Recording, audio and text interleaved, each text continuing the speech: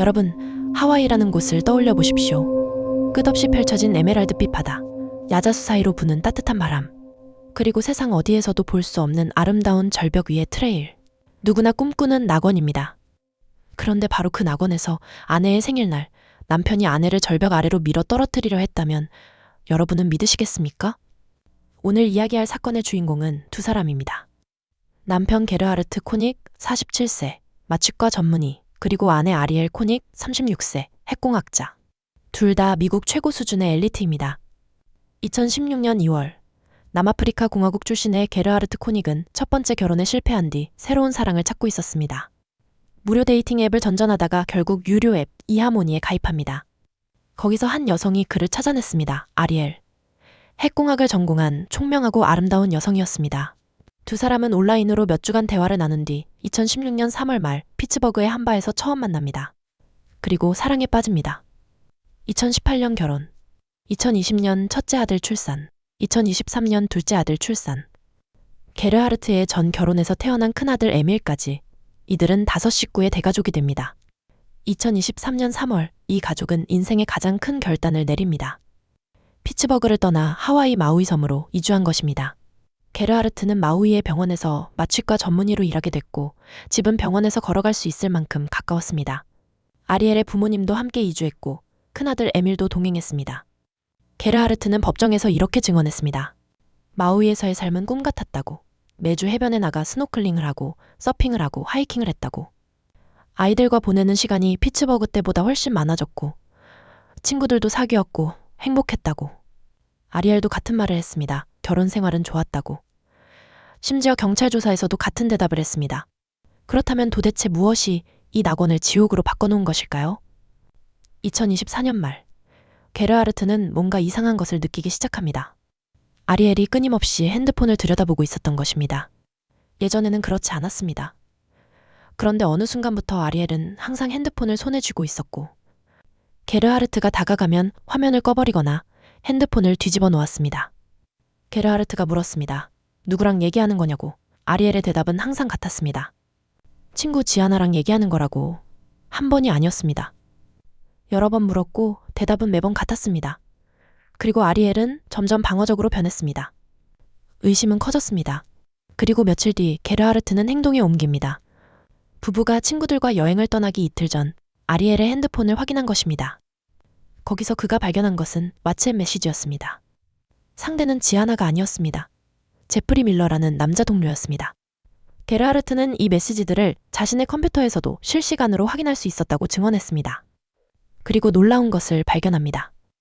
아리엘이 대화가 진행되는 동안 이전 메시지들을 계속 삭제하고 있었던 것입니다. 실시간으로 삭제하는 것은 아니었지만 하루 중에 이전 대화 내용을 주기적으로 지우고 있었습니다. 게르하르트는 법정에서 이렇게 말했습니다. 이건 동료와 나누는 대화가 아니었다고. 이건 배우자와 나누는 대화였다고. 그는 결론을 내립니다. 아리엘이 외도를 하고 있다고. 여러분, 여기서 잠깐 짚고 넘어가야 할 것이 있습니다. 아리엘 자신은 이것을 어떻게 설명했을까요?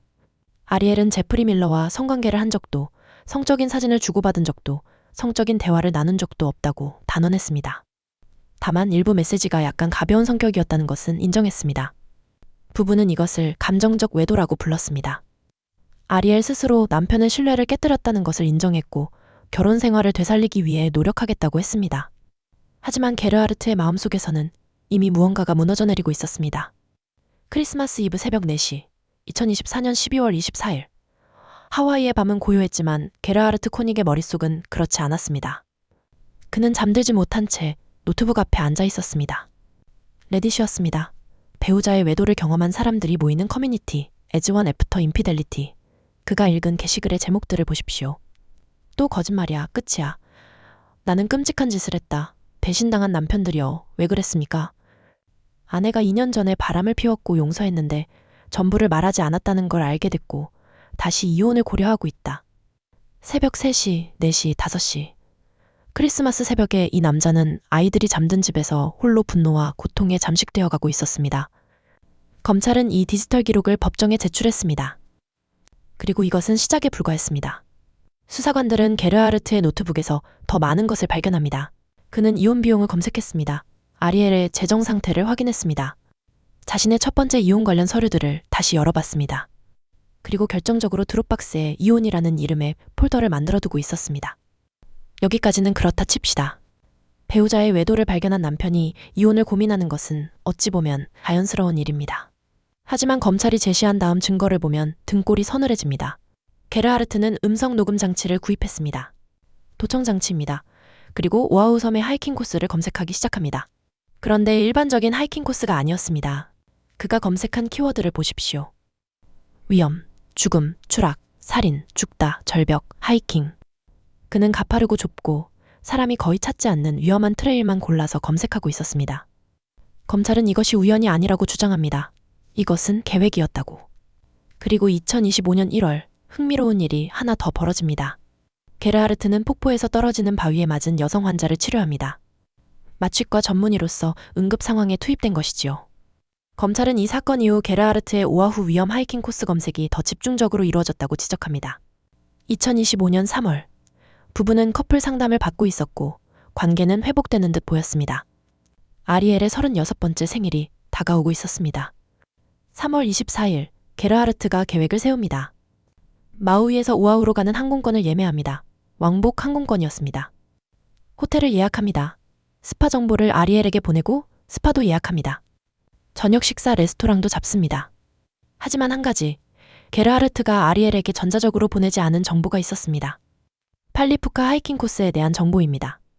검찰은 이 점을 파고들었습니다. 아리엘은 이 하이킹 코스에 가본 적이 없었습니다. 게르하르트가 선택한 코스였습니다. 팔리푸카 트레일. 호놀룰루에서 차로 13분 거리에 있는 이 트레일은 왕복 약 1.6km에 불과하지만 가파른 능선을 따라 걸어야 하고 좁은 길 옆으로는 아찔한 절벽이 펼쳐져 있습니다. 해안선이 한눈에 들어오는 아름다운 전망대가 있지만 그곳에 도달하려면 바위를 타고 올라가야 합니다. 인적이 드문 코스입니다. 검찰의 표현을 빌리자면 99%의 사람들이 가지 않는 트레일이었습니다. 3월 23일 토요일, 부부는 오아후에 도착합니다. 스파를 즐기고 저녁 식사를 합니다. 다음날 아침 3월 24일, 아리엘의 생일 당일입니다. 게르하르트가 생일 카드를 건넵니다. 카드에는 이렇게 적혀 있었습니다. 생일 축하해, 나의 천사야. 세상에 너를 위해 싸워 이겨내지 못할 장애물은 없어. 아리엘은 이 카드를 읽고 눈물을 글썽였다고 합니다. 결혼 생활에 새로운 장이 열리고 있다고 느꼈다고 합니다. 희망적이었다고. 그리고 바로 그날 아침, 하이킹을 떠납니다. 그런데 여러분, 여기서 중요한 사실 하나를 짚어야 합니다. 하이킹 출발 직전, 주차장에서 게르하르트는 핸드폰으로 무언가를 하고 있었습니다. 아리엘에게 설명합니다. 생명보험 서류에 전자서명을 하고 있다고. 며칠 전 이미 아리엘에게 100만 달러의 생명보험을 들어놨는데 이번에 50만 달러를 추가한 것입니다. 총 150만 달러, 하나로 약 20억 원입니다. 자, 이 대목에서 여러분은 어떤 생각이 드십니까? 아내의 생일 하이킹을 떠나기 직전에 자신의 생명보험 수익자가 아내인 보험의 보장액을 올리는 남편. 이것은 사랑의 증거일까요? 아니면 다른 무언가일까요? 게르하르트는 이것을 자신이 죽으면 아내가 받는 돈이라고 설명했습니다. 즉, 자신에게 불리한 증거가 아니라 오히려 아내를 위한 것이라고. 검찰은 반대로 해석했습니다. 만약 아리엘이 사고로 죽으면 게르하르트는 아리엘의 퇴직연금 25만 달러를 유일한 수혜자로서 받게 된다고. 오전 10시경, 부부는 팔리푸카 트레일 걷기 시작합니다. 스냅챗으로 가족들에게 사진을 보내며 즐거운 모습을 보여줍니다. 그러나 하이킹이 시작된 지 불과 5분 만에 상황이 급변합니다. 여기서부터 두 사람의 증언이 극적으로 갈라집니다. 먼저 아리엘의 증언입니다. 아리엘은 절벽 가장자리 근처에서 불편함을 느꼈다고 합니다. 게르하르트가 절벽을 배경으로 셀피를 찍자고 했지만 자신은 불편하다고 했다고 합니다. 그때 게르하르트가 갑자기 그녀의 양팔 윗부분을 세게 잡았다고 합니다. 그리고 말했다고 합니다. 이 지랄에 진짜 지겹다. 저쪽으로 다시 가. 그리고 절벽 쪽으로 밀기 시작했다고.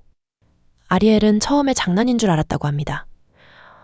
하지만 그가 정말로 세게 잡고 밀고 있다는 것을 깨달은 순간 나무와 덤불이 있는 쪽으로 몸을 던졌다고 합니다.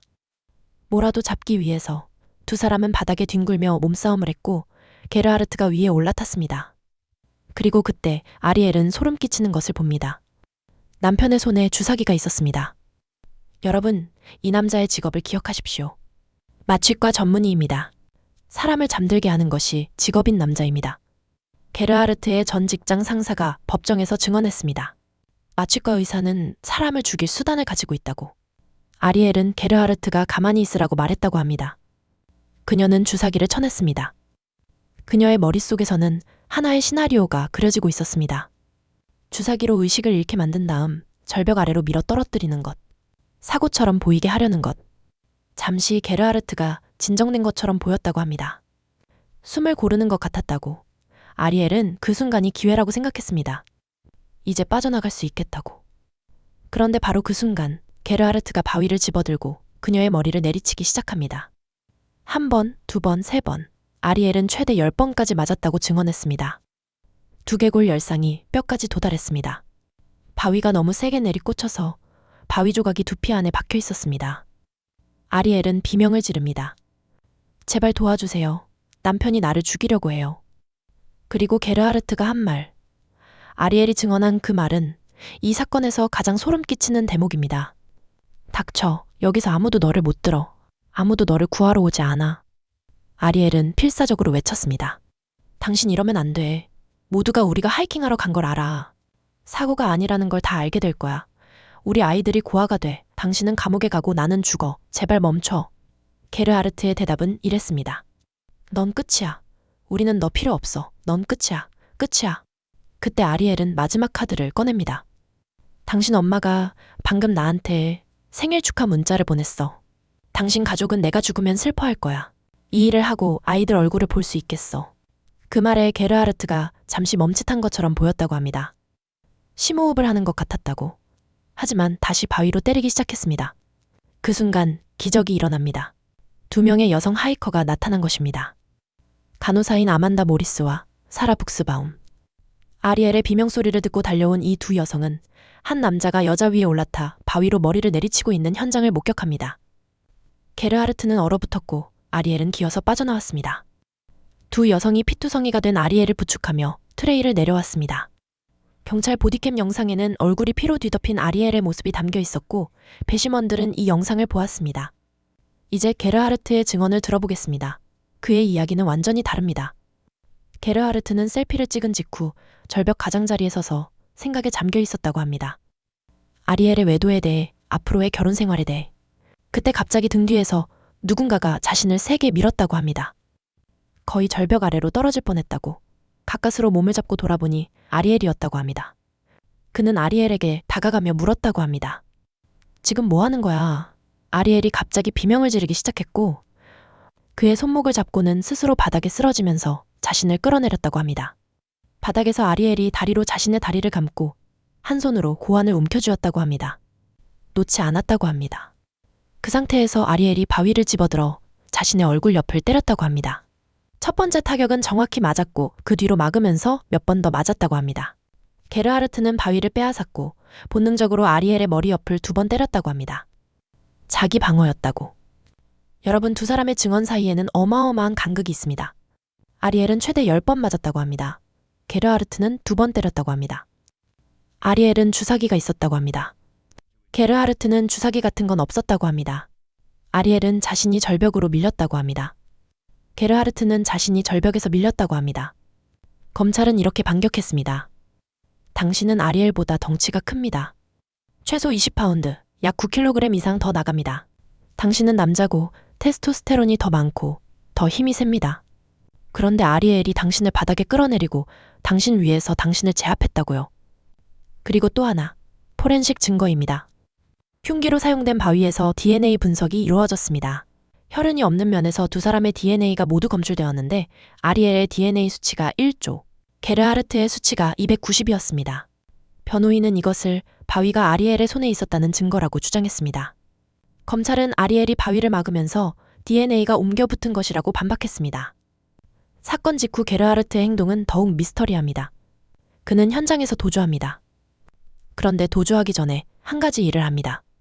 아리엘의 핸드폰, 가방, 그리고 문제의 주사기들을 수거해서 가져간 것입니다. 이것들은 끝내 발견되지 않았습니다. 만약 정말로 자기 방어였다면 왜 현장에서 증거물을 수거하고 도주했을까요? 검찰은 이것이 감정적 혼란 속의 행동이 아니라 문제 해결을 위한 계산된 행동이었다고 주장합니다. 그리고 게르하르트는 숲속으로 사라집니다. 경찰이 드론까지 동원해서 수색했지만 찾지 못했습니다. 하지만 그 8시간 사이에 게르하르트는 2통의 전화를 합니다. 큰아들 에밀에게. 첫 번째 전화, 오전 10시 42분. 사건 발생 직후입니다. 게르하르트는 에밀에게 말합니다. 나는 마우이로 돌아가지 못할 것 같다. 동생들 잘 돌봐라. 아리엘이 바람을 피웠고 나는 그녀를 죽이려고 했다. 그리고 이제 절벽에서 뛰어내릴 생각이다. 두 번째 전화, 오전 11시 46분. 이번에는 페이스타임 영상통화입니다. 에밀은 아버지의 셔츠에 묻은 피를 봅니다. 게르하르트는 에밀에게 묻습니다. 누구한테 말했느냐고. 그리고 다시 말합니다. 뛰어내릴 거라고. 경찰이 잡기 전에 가야 한다고. 그리고 통화를 끊습니다. 에밀 코닉, 19세. 이 청년은 검찰 측 증인으로 법정에 섰습니다. 아버지를 피고인이라고 불렀습니다. 사건 이후 아버지와 한 번도 대화하지 않았고 현재 아리엘과 함께 살고 있습니다. 게르하르트는 법정에서 이 통화에 대해 해명했습니다. 자신은 극도의 감정적 고통 속에 있었고 자살을 하려고 에밀에게 작별 인사를 한 것이라고. 아리엘을 죽이려 했다고 고백한 것이 아니라 극단적인 감정 상태에서 한 말이 오해된 것이라고. 에밀이 그 상황에서 그렇게 이해할 수 있다는 것은 인정한다고. 하지만 검찰은 이렇게 반박합니다. 그는 전화통화가 아니라 영상통화를 했습니다. 아들이 자기 얼굴을 볼 수 있게요. 산 아래 절경을 보여줬습니다. 이것이 고백이 아니면 무엇입니까? 자, 이제 이 사건의 큰 그림을 그려보겠습니다. 검찰이 그리는 그림과 변호인이 그리는 그림, 두 가지입니다. 검찰의 그림은 이렇습니다. 게르하르트 코닉은 아내의 외도에 집착했습니다. 집착은 분노가 됐고 분노는 계획이 됐습니다. 그는 아내에게 직장을 그만두라고 했습니다. 아내의 핸드폰을 감시했습니다. 아내에게 프라이버시를 포기하라고 요구했습니다. 아내가 제프리 밀러와 다시는 접촉하지 못하게 하려 했습니다. 그리고 위험한 하이킹 코스를 검색했습니다. 죽음, 추락, 살인이라는 단어와 함께 음성 녹음 장치를 구매했습니다. 아내의 재정 상태와 이혼 비용을 조사했습니다. 그리고 아내의 생일에 아내가 한 번도 가본 적 없는 위험한 절벽 트레일로 데려갔습니다. 검찰은 3단계의 살해 계획이 있었다고 주장합니다. 플랜 A, 절벽에서 밀어 떨어뜨리기. 플랜 B, 주사기로 의식을 잃게 한 뒤 절벽에서 밀기. 플랜 C, 바위로 때려 의식을 잃게 한 뒤 절벽으로 끌고 가거나 그 자리에서 살해. 모든 계획의 끝은 아리엘의 죽음이었다고. 변호인의 그림은 완전히 다릅니다. 이것은 계획된 범죄가 아니라 예상치 못한 부부싸움이 극단적으로 치달은 것이라고. 게르하르트는 아내의 외도에 의해 극심한 정신적 고통을 겪고 있었고 하이킹 도중 아리엘이 먼저 그를 절벽에서 밀었고 그는 자기 방어를 한 것이라고. 변호인은 주사기에 대해서도 반박합니다. 현장에서 주사기가 발견되지 않았다는 점을 지적합니다. 목격자 2명은 간호사였는데 주사기를 보지 못했다고. 간호사가 주사기를 못 봤다면 그건 주사기가 없었기 때문이라고. 또한 변호인은 아리엘의 부상이 심각하긴 했지만 생명을 위협할 수준은 아니었다는 의료 전문가의 증언을 내세웁니다. 두개골 골절이나 안면 골절은 없었고 엄지골절이 있었을 뿐이라고. 그러니까 살해 의도가 있었다면 이 정도 부상에 그치지 않았을 것이라는 논리입니다. 그렇다면 또 다른 측면을 살펴보겠습니다. 게르하르트는 과연 통제적인 남편이었을까요? 검찰은 이 점을 집요하게 파고들었습니다. 아리엘의 아이들은 4살과 18개월이었는데 당신은 아리엘에게 집에서 나가라고 했죠. 그 나이 아이를 둔 어머니가 집을 나가고 싶어 하겠습니까? 그리고 아리엘에게 직장을 그만두라고 했죠. 마우이에는 원자력 발전소가 없습니다. 아리엘이 자기 분야에서 커리어를 이어가려면 원격 근무밖에 방법이 없었습니다. 만약 아리엘이 직장을 그만두면 그녀는 당신의 월급에 100% 의존하게 됩니다. 게르하르트는 이를 부인했습니다. 우리 자산은 모두 공유였다고. 집도, 차도, 저축도 공동이었다고. 아리엘의 이력이면 몇 달 안에 새 직장을 구할 수 있었을 것이라고. 하지만 검찰의 질문은 날카로웠습니다. 아리엘이 직장을 그만두면 아이들 머리 위에 지붕을 유지하는 것도 당신의 선의에 달린 것 아닙니까? 아이들을 먹이는 것도 당신 월급에 달린 것 아닙니까? 그리고 당신은 아리엘에게 자발적으로 프라이버시를 포기하라고 요구했죠. 아리엘이 그걸 받아들이는 것에 대해 괜찮아야 한다고 했죠. 그것이 당신이 원하는 것이었죠. 게르하르트는 인정했습니다. 그것이 자신이 원하는 것이었다고. 하지만 아리엘은 결국 그것을 하지 않았다고. 2026년 4월 9일 호놀룰루 법원에서 배심원단의 판결이 내려졌습니다. 약 3주간의 재판, 8시간 이상의 심의 끝에 배심원단은 만장일치로 판결을 내렸습니다. 2급 살인 미수, 무죄, 극심한 정신적 또는 감정적 혼란에 기반한 과실치사 미수, 유죄. 게르하르트 코닉은 눈을 감고 고개를 숙였습니다. 자리에 앉으면서 손으로 얼굴을 가렸고 변호인이 그의 어깨에 위로의 손을 올렸습니다. 최대 형량은 20년입니다. 선고는 2026년 8월 13일로 예정되어 있습니다. 그때까지 게르하르트는 오아후 교도소에 계속 수감됩니다. 체포된 날부터 지금까지 그는 한 번도 자유의 몸이 된 적이 없습니다. 변호인은 법정 밖에서 이렇게 말했습니다. 항소할 것이라고, 살인미수로 유죄가 나오지 않은 것에 감사한다고, 살인미수였으면 종신형이었을 것이라고. 검찰 측 스티브 앨런 검사장은 성명을 냈습니다. 선한 사람들에게 좋은 날이었다고. 아리엘 코닉은 2025년 5월에 이혼 소송을 제기했습니다. 두 아이의 완전한 양육권을 요구했습니다. 접근 금지 명령도 받아놓았습니다. 이혼 청원서에는 남편이 성적으로 학대하고 폭행했다는 내용도 포함되어 있었습니다. 여러분, 이 사건을 어떻게 보시겠습니까? 한쪽에는 아내의 외도에 절망한 남편이 있습니다. 크리스마스 새벽에 잠 못 이루며 레딧을 뒤지고 상담을 받으며 결혼을 지키려 했지만 결국 감정의 파도에 휩쓸려 극단적인 행동을 했다는 이야기. 다른 한쪽에는 아내의 생일에 아내가 한 번도 가본 적 없는 위험한 절벽 위 산길로 데려가 주사기와 바위로 아내를 살해하려 했지만 우연히 지나가던 두 명의 하이커 덕분에 실패한 계획적 살인범의 이야기. 배심원들은 그 중간 어딘가에서 답을 찾았습니다.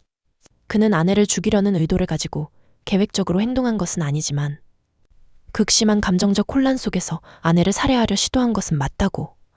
하지만 여러분, 한 가지 질문이 남습니다. 정말 즉흥적인 감정의 폭발이었다면 왜 위험, 죽음, 절벽, 추락을 검색했을까요?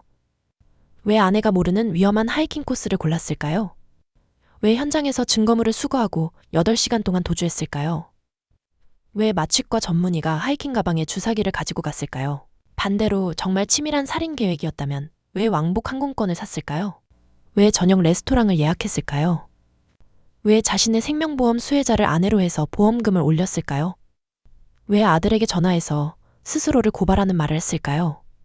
이 사건의 진실은 아마도 그 어딘가, 사랑과 집착 사이, 절망과 계획 사이, 자기 방어와 살인 사이에 어딘가에 있을 것입니다. 한 가지 확실한 것은 이것입니다.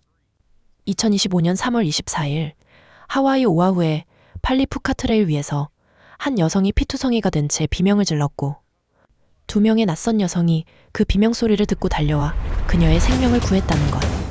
그리고 그 여성의 남편은 현장에서 도주했고 지금 감옥에 있다는 것. 낙원에서 벌어진 악몽, 생일에 계획된 죽음. 하와이 코닉 사건이었습니다. 지금까지 스토리텔러 녹스였습니다.